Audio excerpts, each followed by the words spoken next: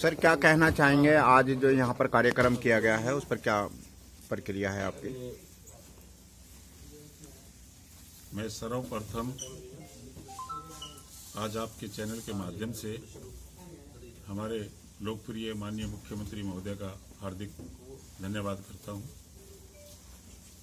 जो हमने उनको 4 सितंबर 2022 को आप ही के यहाँ से कर्णभूमि करनाल की धरती से उनको ज्ञापन दिया था कि हमारा जो अतिरिक्त 6% का कर है उसको सरकार वहन करे।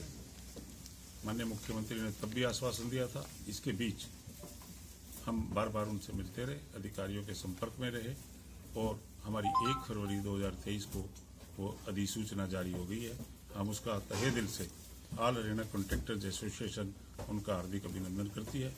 और इस प्रक्रिया के दौरान जिन जिन अधिकारियों ने, हमारे इंजीनियरिंग चीफ ने, ACS PWD ने, ACS फाइनेंस ने, हमारे चीफ सेक्रेटरी महोदय ने और डिप्टी CM साहब ने, जिन जिन लोगों का हमारे उसमें हमारी पीड़ा को सुनने में, उसको दूर करने में योगदान रहा है, हम उनके अति आभारी हैं।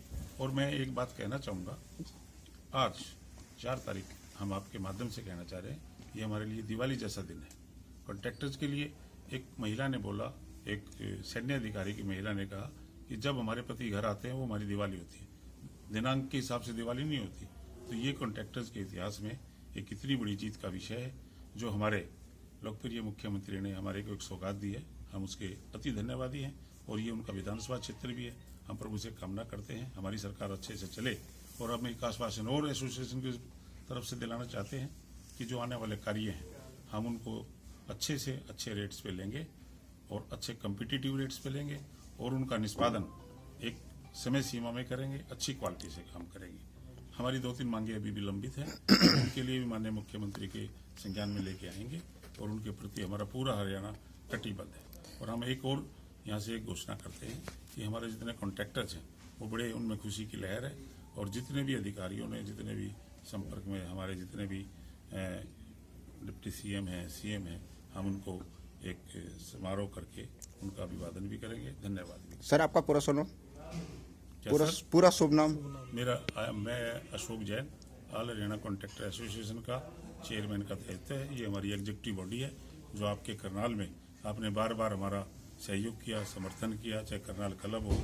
इसके बाद हम बार बार झज्जर में, हिसार में, रोहतक में, गुड़गांव में, जहाँ जहाँ मिले सभी जगह से पूरा मीडिया का, प्रेस का पूरा हमें को योगदान मिला है। साल 1.5 साल से जो आपकी बिलिंग पेंडिंग थी, जो 1.5-2 साल से आपकी बिलिंग पेंडिंग थी, क्या उनके ऊपर GST लगी या ये विड्रा कर लिया गया है? उस पर क्या कहना? GST जो हम अपने जेब से दे रहे थे, जुलाई 2022 के बाद जो अतिरिक्त GST थी उसका रिएम्बर्समेंट सरकार करेगी। और आने वाले जो काम लगेंगे, पोर्टल पे लगे हुए हैं, उनको भी फिलहाल 1 हफ्ते के लिए टाल दिया गया है और उनमें प्रावधान 18% का कर दिया गया है। और एक और योजना सरकार के विचाराधीन है, उसमें ये है कि जो भी हमारे शेड्यूल में प्रावधान है उनको हटा के एक्सक्लूडिंग GST, जैसे NHAI में गवर्नमेंट ऑफ इंडिया के जितने प्रोजेक्ट्स हैं उनके अनुरूप, उनके अनुकूल ही हमारा काम होगा। हरियाणा में भी आज के बाद जो भी टेंडर होंगे उनके रेट एक्सक्लूडिंग GST होंगे। कॉन्ट्रैक्टर पे कर का बोझ नहीं रहेगा, सरकार डायरेक्ट वहन करेगी। सर बड़े जो रेट थे वापस ले लिए सरकार ने? बड़े हुए रेट की बात थी ही नहीं, ये तो जो कर की व्यवस्था थी उसके अनुकूल था। रेट्स का मुद्दा अलग से, रेट एक अलग रेट का चैप्टर। यानी जो 12% का था वो अब 18% हो गया है या 18 से 12 आ गया? नो 18 ही था, वो 18 ही था। लेकिन वो जो 6% का अतिरिक्त था वो कॉन्ट्रैक्टर अपनी पॉकेट से दे रहे थे, वो अब उसको सरकार वहन करेगी। वो कर सरकार ने ही बढ़ाया था, सरकार ही उसका वहन करेगी। सर सरकार ने आपकी जो भी मांगे थी वो पूरी करी हैं और उस पर उन आशाओं के साथ में आप अपने योगदान को अब सरकार के प्रति किस तरीके से समर्पित करेंगे? हम योगदान क्या, हम ये था भी हमारे मुख्यमंत्री कंपैशनेट हैं। हो सकता है अधिकारियों ने पक्ष रखने में देरी की हो। माननीय मुख्यमंत्री के संज्ञान में जैसे ही बात आई 18 जनवरी को उन्होंने हमारे को हरियाणा भवन दिल्ली में बुलाया था। बड़े अच्छे से, एक अच्छे माहौल में हमारा विचार विमर्श हुआ था और जो जो बातें उन्होंने मानी थी वो सारी मान ली गई हैं। और हम उनके फिर तहे दिल से पूरा हरियाणा कॉन्ट्रैक्टर एसोसिएशन का धन्यवाद करता है, आभारी है। और हम एक संदेश देना चाहते हैं, हम माननीय मुख्यमंत्री को विश्वास और दिलाना चाहते हैं। ये जो भय का वातावरण बनाया गया है, ये जो हमारे प्रति दुष्प्रचार किया गया है इंजीनियर्स के प्रति, कॉन्ट्रैक्टर्स के प्रति, हम ये भी एक कहना चाह रहे हैं कि ये जो एंटी करप्शन ब्यूरो है ये सभी के लिए होना चाहिए।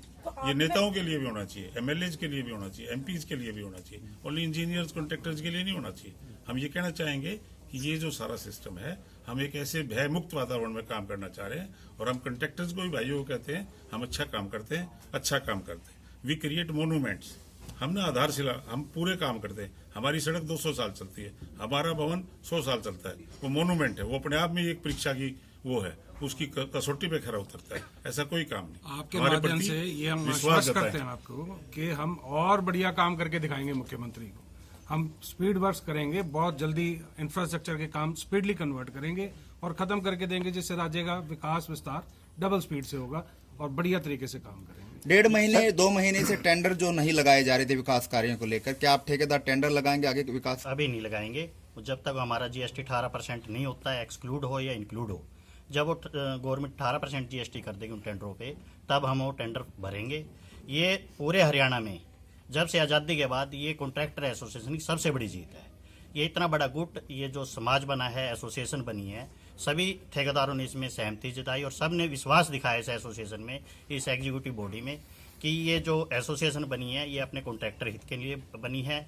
और इसमें सभी ने एक इकट्ठा होकर एक जो डिसीजन लिए बॉडी ने, उनमें सब ने मोहर लगाई। जहाँ भी हमने मीटिंग की, सभी ठेकेदार भाई वहीं एक कॉल पे हमारी पहुंचे, एक मैसेज पे पहुंचे, और उन्होंने, हमने जब भी उनको कहा भी काम आपने टेंडर नहीं डालने, तो उन्होंने टेंडरों का विरोध भी किया और उन्हें हमारा पूरा एकजुट होके हमने उस पर काम किया। और उसी वजह से आज हमारी जो जीत है वो हमारी जीत हुई है। जो सरकार से हमने जो टैक्स वापस लिया 6% का, उस इकट्ठे होने की वजह से ही मिला। ये एक इतिहास में पहली बार इतिहास बना। जो 18% है, इसकी कोई समय अवधि है होने की? हो गया है, वो नोटिफिकेशन जारी हो गई है कल। रिटर्न में दे पिछले हाँ जी, नोटिफिकेशन हो गया 18 जुलाई से पहले के जो ऑनगोइंग वर्क्स थे। तो सर टेंडर लगाने में क्या दिक्कत आएगी? अगर टेंडर क्यों नहीं लगाए? टेंडर पूरे हरियाणा में 18% जीएसटी के हिसाब से लगे हुए थे। हमारा HSR है वो 12% पे बना हुआ था, 12% के हिसाब से ही टेंडर लगे हुए थे।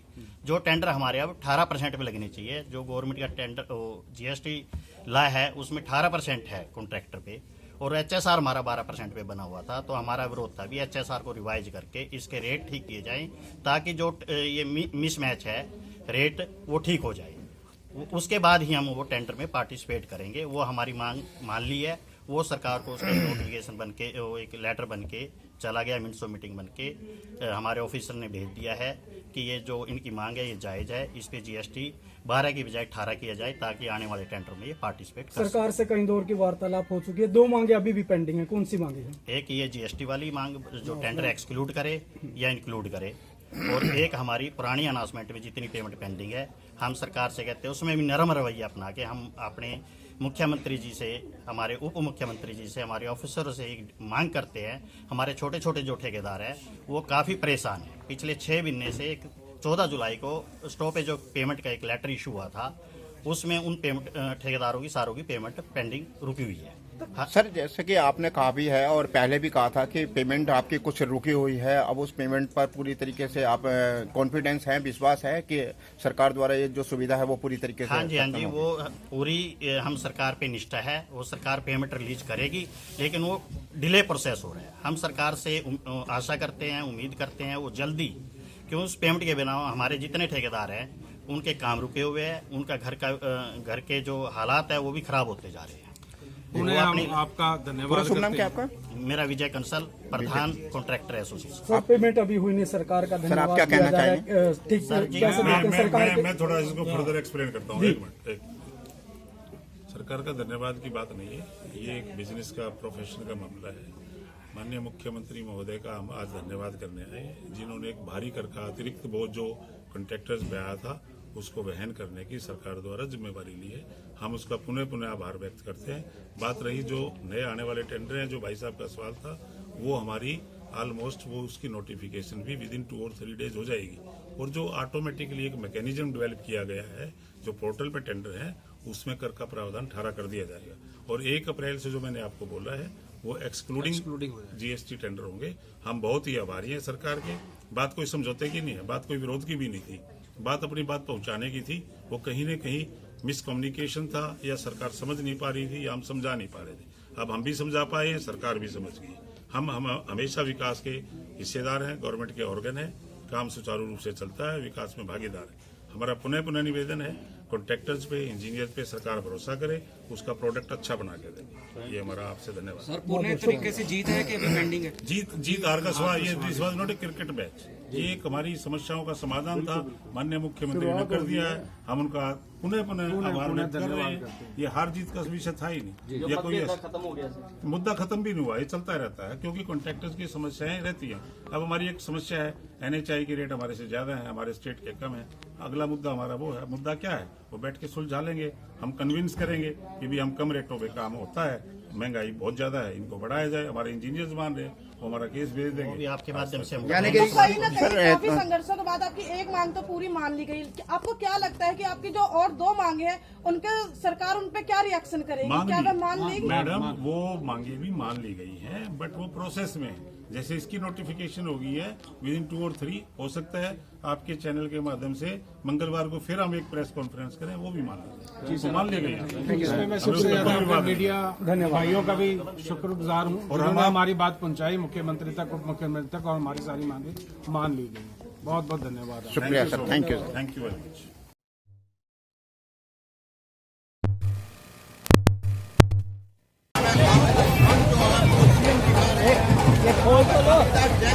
कार्यक्रम दिखा रहे हैं, तो सामने देखो ना, तो सामने जो है रविदास जयंती, ये स्टार तो खोल लो।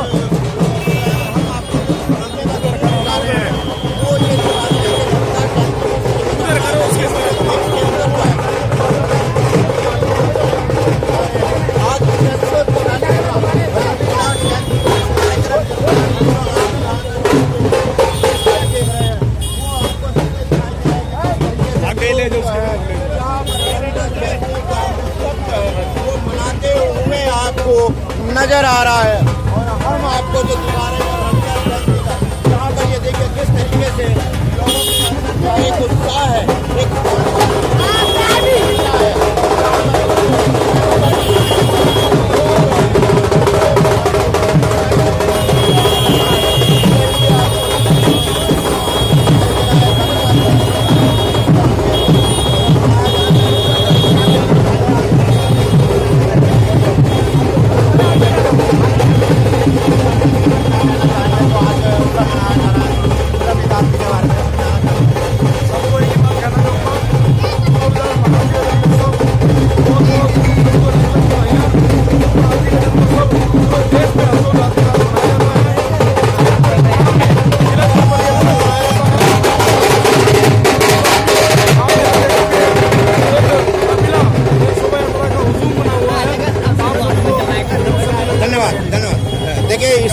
हम जो आपको रविदास जयंती का जो उत्सव दिखा रहे हैं, लोगों में एक जागरूकता नजर आ रही है। गुरु रविदास जी के मार्गदर्शन पर चलते हुए, उनके चरणों में जहाँ पर शीश नवाते हुए आपको जो आज हम करनाल के यहाँ कलंदरी गेट के नजदीक जो है डॉक्टर भीमराव अम्बेडकर जी की जो जयंती, सर जो हिंदू मुस्लिम सिख ईसाई जो एक मानवता है, आज गुरु रविदास जी की जो जयंती है उसमें क्या कुछ कहना चाहेंगे? आज गुरु रविदास जी का 664वां प्रकाश पर्व मनाया जा रहा है। इस संबंध में आज करनाल के अंदर शोभा यात्रा का आयोजन किया गया है। इस शोभा यात्रा को रविदास सदर बाजार मंदिर से लेकर पूरे नगर के अंदर करते हुए जो कि जुड़ला गेट में जाके समापन होगा, उसके संबंध में आज डेरा कारसेवा कलंदरी गेट करनाल की तरफ से चाय और लड्डू का लंगर लगाया गया है। संत बाबा सुखा सिंह जी की सरपरस्ती एरिया लंगर लगाया गया है डेरा कारसेवा की तरफ से। उसके लक्ष्य में पूरे नगर कीर्तन को चाय और लड्डू का वितरण किया जा रहा है। पूरी नगर कीर्तन को हमारी तरफ से रिक्वेस्ट की जाती है कि नगर कीर्तन में जितने भी श्रद्धालु को रविदास जयंती मनाने के लिए आए हैं वो चाय का लंगर लेकर अवश्य जाएं। वाहिगुरु जी का खालसा, वाहिगुरु जी। सर आप कुछ कहना चाहेंगे इस समय जो है गुरु ग्रंथ के लिए? जो हम देखिए इस समय गुरु रविदास के जो आप यहाँ पर तस्वीर दिखाई दे रही है, गुरु रविदास जी के चरणों के ऊपर जो है यहाँ पर जो है फूल चढ़ाए जा रहे हैं, उनकी श्रद्धा को याद किया जा रहा है। वही दृश्य आज हम आपको दिखाते हुए नजर आ रहे हैं। गुरु रविदास जी का एक उत्साह के साथ में यहाँ पर जो रैली निकल रही है वो अपने आप में एक महत्व है, जहाँ पर मानवता का जो दृश्य दिखाया जाता है। हिंदू, मुस्लिम, सिख, ईसाई हम सब हैं आपस में भाई भाई। इन्हीं के साथ में जो गुरु रविदास जी ने जो जीवन में सभी मानव को एक सूत्र में बांधने का काम किया, सभी को एक बंधन दिया, एक जीवन दिया और भाईचारा और आपस का जो स्नेह दिया है, वही चीज आज भी आपको यहाँ पर हम करनाल के दृश्य में दिखा रहे हैं और आगे आपको बताने का प्रयास करेंगे कि किस तरीके से गुरु रविदास जी के जयंती का उत्सव जो है मनाया जा रहा है। यहाँ पर लोगों, महिलाएं जो है वो सब आपस में निकलते हुए ये जो सामने का आपको दृश्य दिखा रहे हैं, महिलाएं जो है वो सड़कों पे को साफ करते हुए नजर आ रहे हैं। जो प्रेरणा जो मिलती है, उसी प्रेरणा के साथ में सभी समाज के सामाजिक लोग जो है यहाँ पर जुड़े हुए हैं।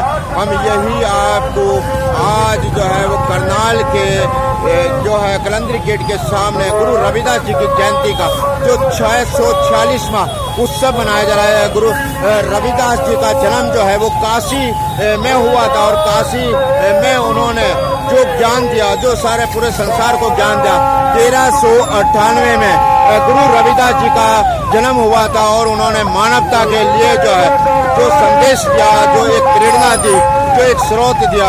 आज भी गुरु ग्रंथ के अंदर जो है 40 गुरु ग्रंथ जो है वो गुरु ग्रंथ में नजर आते हैं और यही चीज आज हम आपको प्रेरणा के साथ में दिखाते हुए नजर आ रहे हैं। और ये देखिए यहाँ पर गुरु जो है गुरु जी की वाणी को पढ़ा जा रहा है, महिलाएं जो है गुरु ग्रंथ के जो है प्रेरणा दी जा रही है, गुरु ग्रंथ के बारे में जानकारी दी जा रही है और ये प्रेरणा आप लोगों को काफ़ी जो है जीवन में एक उद्धार है। इसी चीज़ के लिए आज हम करनाल में आपको गुरु रविदास जयंती का उत्सव दिखा रहे हैं।